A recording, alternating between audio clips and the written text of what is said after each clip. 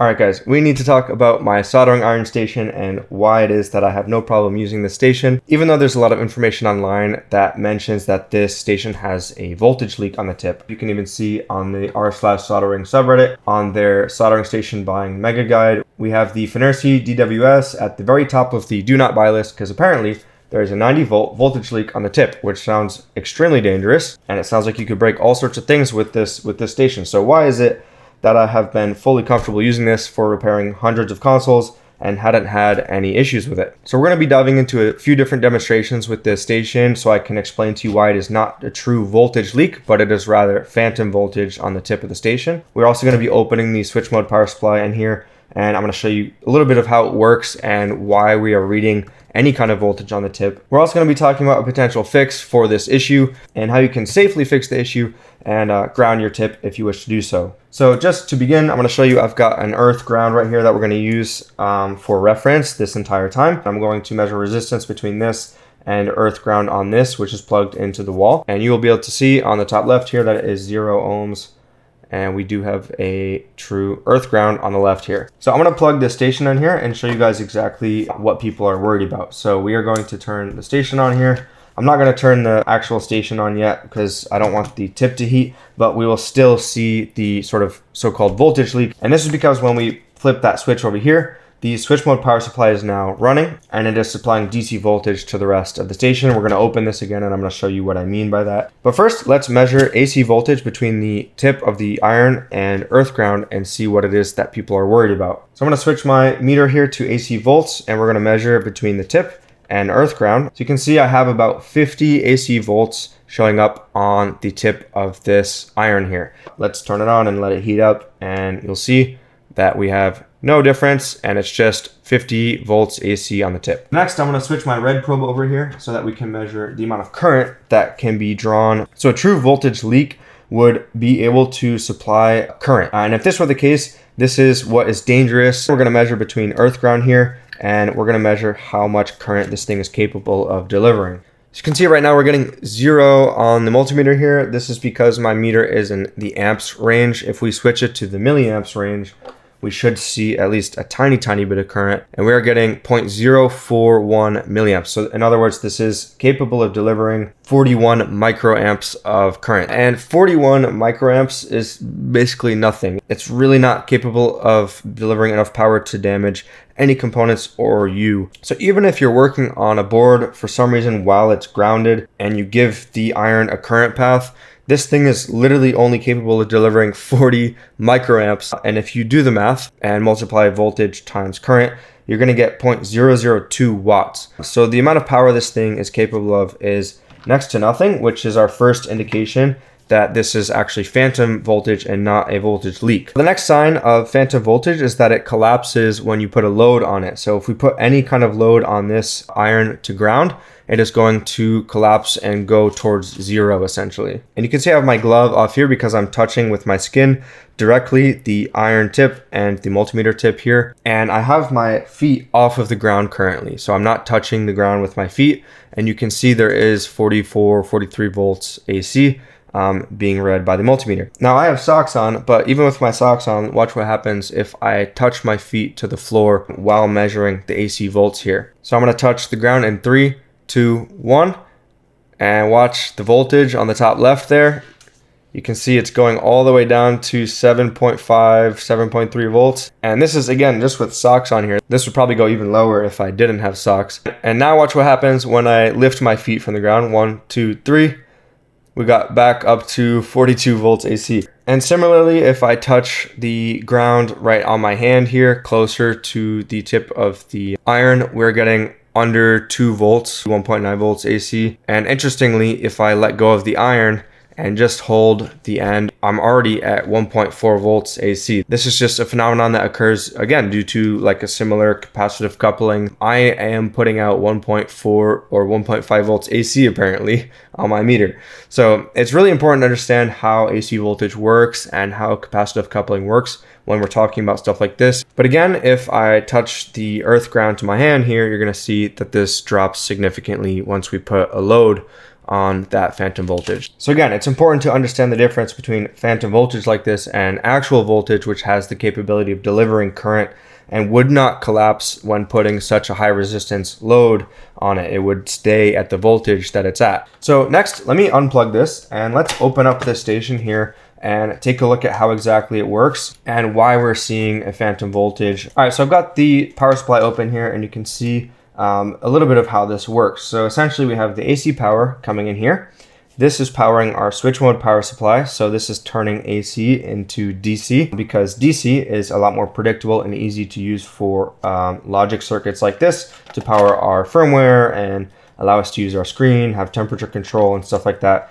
And the DC side is also plugged into this wiring harness here, which goes directly to our soldering iron here. Our soldering iron handle plugs directly into this DC board. So that's the first thing to know. This is sort of how the power travels. It goes through our AC adapter, through the switch mode power supply, to our DC board here, and then out to the iron to heat up the tip and, control the temperature and stuff like that. So I'm just gonna unplug the DC side of the iron here temporarily so that we can sort of take a better look at what's going on in here. I want to note that there is mains power going into this board here and especially into this large 400 volt cap here. You can see we have a big cap here that is dangerous, and opening this kind of thing, especially while plugged in or even not while plugged in, can be very dangerous. So please don't open your tools like this that are plugged into mains unless you know what you're doing, because you can definitely hurt yourself pretty bad. But what I'm gonna do here is we're gonna take this board out and I'm gonna show you the bottom side of the board so we can see where some of these components are going. All right, so you can see we have the board out here. First thing I'm gonna do here is just discharge this capacitor. If there is any voltage left in it, we can use our new capacitor discharger that I opened in a recent video. So I'm just going to go between here and here and make sure there's no voltage in the cap, and you can see there is nothing that we have to worry about here. So on a switch mode power supply like this, you actually have two very distinct sides of the power supply. You have a high voltage side, or the AC side of the circuit, and then you have the low voltage or DC side of the circuit. In other words, this side is very dangerous and this side is not. And the isolation here between these two sides is extremely important. So you can see to some extent there is sort of a split. You can't actually measure continuity between anything on this side of this transformer versus anything on this side. And similarly, the rest of this circuit, except for two components here that we're going to talk about in a second, there is zero connection between either side. So if we flip this over too, you're going to see a very distinct sort of line in the middle here, where the high voltage side is isolated from the low voltage side. And sometimes actually on these, you'll see like a big white silk screen line between the two sides that indicates that sort of isolation. You can see we have a little trace going between this low voltage side here and over here. And this here is actually exactly where a lot of people like to implement a fix for this station. And we're going to talk about this in a moment, but it's important to note that currently there is nothing or no component placed between this here and this. So there is actually still no connection right now. Even with this trace going over here, we still have full isolation between these two sides, except for two very important components. So one of them is going to be this opto isolator here. So this is a really cool component that is used in switch mode power supplies and plenty of other things, where the low voltage side needs to be able to sort of communicate or give feedback to the high voltage side. So very, very quickly, how this switch mode power supply works is that it's going to take the AC power from the wall here, and it goes into this high voltage side of the circuit here and through this transformer, and gives us a lower voltage or a DC voltage on this side of the circuit. And it's actually generating 24 volts DC on these two pins here from our 120 or 240 volts that we plug into the station, obviously depending on where you live and how much voltage is coming from your wall. And I'm going to show you that right now. So I'm going to plug the AC power into the station. We're going to switch the switch on here. And again, we want to be extremely careful with AC power like this, especially when it's plugged in. But I just want to show you that we are getting 24 DC volts on this side here. So you can see on the top left, 24 volts DC. And the two sides here are actually isolated from each other for, safety reasons, among other reasons. So we don't want hot ground and our DC ground over here to sort of connect in any way. Now, the problem with the switch mode power supply is the high voltage side needs to get some sort of feedback from the DC side that tells it if it's doing a good job generating the 24 volts that we need over here. So how are we able to get feedback without having sort of a physical connection between both sides? And this is where this component here comes in. So this is an opto-isolator, and let me draw for you what this opto-isolator does. So let's say we have our high voltage side here. So on this side, we obviously have our 120 volts, and on this side, we are wanting to get 24 volts. And this transformer here essentially is what's responsible for generating our 24 volts, along with, you know, plenty of other components over here that are helping it to do that. But we also need some sort of feedback from this DC side to the AC side, telling it that it's, you know, doing its job correctly, or if it's not. So the AC side of the circuit needs to be able to sort of adjust what it's doing depending on how much voltage is actually being generated over here. And in order to do that, we have what's called an opto-isolator. So what's happening inside of this opto-isolator, in order to retain our sort of isolation between the two sides and to still provide feedback to this side here, you actually have a LED on this side. So here's our little LED symbol. And then on this side, you actually have a photo transistor here, or a light sensitive transistor, which is able to sort of read the signals without having a physical connection to figure out how much voltage is actually, you know, over here. So this is a really genius component that sort of helps the low voltage side communicate how much voltage is actually being generated by the power supply. So that's what's happening here with this component. Is it often looks like this little box with 4 legs on it. 2 of these legs are going to be the LED, and the other 2 legs here are going to be the photo transistor that is sensing the light signals to tell it how well it's doing. Now, the final component that is actually connected between the two sides is this guy right here. And you can see outside of everything else, those are the only components connecting the two sides. You have the transformer over here. We have the opto-isolator right here. And then right here, between here and here, we have this blue looking capacitor. And this is a Y-class safety capacitor. So you can actually see the capacitor symbol underneath here. And this is a very special capacitor designed to fail in the open circuit state. So a lot of capacitors, as we know, especially those ceramic capacitors, those surface mounted ceramic capacitors like these guys here, when they fail, they give us short circuits. So they will fail in the short circuit state, and they will have continuity between each side of the capacitor. Now, these capacitors are designed to fail in the opposite way. So when they fail, they are going to prevent both sides from connecting. Now, the whole point of this capacitor here is that there is quite a lot of noise that goes on during the operation of the switch mode power supply. And this capacitor here provides a return path for that high frequency noise. So this Y cap here is high impedance for like lower frequencies, but it provides a low impedance path for high frequency noise. So this capacitor here is designed to give a tiny AC path between the mains here and the secondary in order to reduce noise. So similar to our transformer here and the opto-isolator, this is designed to limit any sort of physical connection between these two sides, because if it does fail, it is going to go open. And this Y cap is exactly why we are seeing a capacitively coupled phantom voltage on the tip of our iron. So if we go into continuity mode here with the beeper on, you can see we have continuity between the negative of the DC side and this side of this capacitor. Similarly, if we check between this side on the AC side and the output of our full bridge rectifier here, we actually get continuity as well. So the whole reason that this is in place is to suppress the amount of electromagnetic interference and noise that the switch mode power supply generates, which can cause like safety mechanisms and other things to fail. But what it does is it allows a very, very small amount of current through, which is our 40 microamps that we measured earlier. So this component here is why we're measuring that phantom voltage on the tip of our iron. But again, this thing is designed to fail in an open state. So it won't actually fail in a way where the mains is connected to the ground of our iron. And just to show you, this also happens on portable irons. So if you plug in a portable iron here with USB-C, and again, let's measure from earth ground to the tip in AC volts, and look on the top left here, we're going to get 54 volts again, 54 volts AC. So same thing is happening here. This is due to capacitive coupling. And again, if I put my skin on this and put my feet on the ground, we're going to see the voltage collapses. So this is the same exact kind of thing. This is phantom voltage on portable irons as well. So again, this phantom voltage, which we are seeing on the ground of the DC side here, which is connected to the ground of the iron tip, is totally phantom voltage. It's not a voltage leak,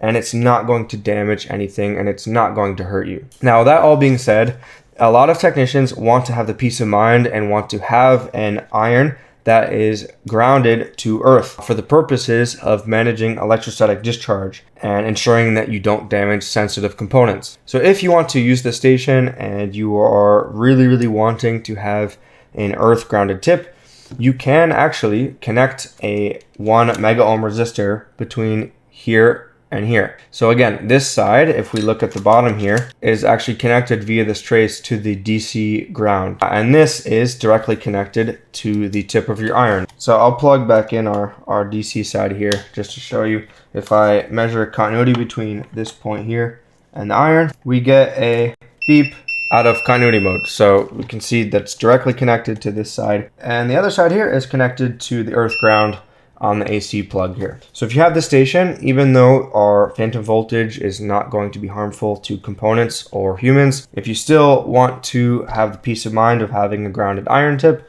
you can put a 1 mega ohm resistor between these two pads here, and you'll be good to go. What I do not recommend is bridging this here with a wire or with solder. I've seen a lot of people online bridging the two pads here with solder or with a wire. Now, the reason people are directly connecting this is because they are thinking that when it comes to electrostatic discharge, it is better to have 0 ohms between the tip and ground than having like a mega ohm, for example, because in their mind, a resistor here is going to block static discharge. This is not the case. The effective impedance of the 1 mega ohm resistor here at the megahertz and gigahertz frequencies that electrostatic discharge takes place is actually extremely low. So it will not block static discharge or impede static discharge. And actually it is safer than just bridging these two here because we are not reintroducing noise and EMI to the switch mode power supply. So while bridging this with a wire or with solder technically would give you slightly better ESD protection, on a switch mode power supply like this, that is not a safe way to do this. So putting a 1 mega ohm resistor here is going to safely balance your safety as a human, EMI compliance, and ESD protection. So if you do want to sort of fix the phantom voltage on the station and ground your tip, use a 1 mega ohm resistor right here. I'm not going to do that yet myself here because I want to leave it the way it is and the way it comes from the factory and show you that it is not in fact dangerous to even sensitive components. We're going to be testing this on the gate of a MOSFET with the oscilloscope, and I'm going to show you that this phantom voltage here does not have the capability of destroying even a sensitive component like the gate of a MOSFET. So I have this test board here that I've hooked up to my bench power supply. And ignore the complete mess I've made here on the breadboard. I just quickly threw this together for the purposes of the video. But we have a MOSFET here, and the gate of the MOSFET is a sensitive part. And there's something called a VGS max, or a voltage gate source maximum, which is the maximum voltage that the gate of this MOSFET can take before it's going to break down. So for this particular MOSFET here, if we look at the data sheet for it, the VGS on this MOSFET I found is 20 volts. So if the voltage exceeds 20 on the gate, we are going to have problems with this particular MOSFET. So let me just show you that the MOSFET is working. I'm going to apply a voltage here to the gate, and you can see that it's going to turn on the LED. And when I release it, it's going to turn it off. If I get rid of this resistor here, it'll actually switch it on and keep it on, sort of like latching. So you can see if I turn it on by applying power to the gate, it stays on. And then as soon as I connect this resistor to ground, it's going to go off again. So this is a fully functional MOSFET here. We have no issues. So we're going to take the MOSFET out of our breadboard here, and we're going to put it into this other one here. So I'm going to connect the source of our MOSFET here to earth ground. So we're going to touch this to here when we do the test. And then we're going to connect the gate, which is the pin 1 here of the MOSFET, to our oscilloscope. And we're going to touch our iron, once it's plugged in, to the gate. And if the 90 volts is a true 90 volts, it is going to damage this MOSFET. And you can see here as our 50 volts that we were measuring on the multimeter. You can see in a real world scenario here, the voltage is going to collapse and not even come close to the 50 volts here when I touch the iron that is on to the scope probe or to the gate of this MOSFET here. So I'm going to touch it, and you can see we do see a little bit of noise there, but it is not nearly reaching the 50 volts that we were measuring on the meter. And you can see even if I adjust the scale here so that we can see over time, it's not like there's a spike that goes higher to 50 volts or anything like that. We're really just seeing a little bit of phantom voltage. So if this really did see 50 volts on the gate, it would definitely break the MOSFET. But if we plug this MOSFET right back in here to our little circuit here, we're going to see that the MOSFET is completely fine and works just as it did beforehand. And you can make it latch for fun. So yeah, you can see this thing is having no issues working the way it should. And even with that little bit of noise we were seeing, the current it is capable of delivering is near zero. So again, this iron does not have the capability to destroy sensitive components. It does not have the capability to harm you in any way. If you want to ground it, you can absolutely put a little 1 mega ohm resistor in that area that we looked at before. But if you have the station and you're not comfortable opening a device that has high voltage going into it like this, please don't do that for the sake of just installing a 1 meg resistor there, because you are not going to damage, again, components or yourself with this thing. I have fixed hundreds of consoles without even opening this station until today, and I have had no issues with it. So I just wanted to clear the air on this station here and be able to link to this video for my opinions on it, because a lot of people are asking in comments and in emails and things like that, and I want to make a very clear demonstration as to why I don't feel like there is an issue with this station and why I don't have a problem using it personally. As Louis Rossmann always says, don't just take everything I say as 100% truth and parrot it online everywhere. Again, I don't know everything there is to know about electronics, and neither does anybody else. So even though I am totally comfortable using this station, even after a full deep dive into it, even in its unmodified state, please do your own due diligence on any of my tool recommendations, not just this station here. But yeah, if you guys have any disagreements or thoughts, please throw those in the comments. This was meant to be sort of a way to open this discussion. And this is not at all me saying, you know, this iron is the best iron in the world. This thing is $100. I always like to compare this sort of thing to going to McDonald's instead of like a nice gourmet restaurant and getting really upset at the poor teenager who's being paid minimum wage for getting your order wrong. It's like you are buying a $100 JBC clone instead of paying multiple hundreds or thousands of dollars for the real thing. Would it have been better if Inercy just installed the damn 1 meg resistor in this thing? Probably yes. Is it something that is going to harm you or your components you're working on? In my opinion, no. So anyways, I appreciate you guys for watching, and I will see you in the next video. Peace.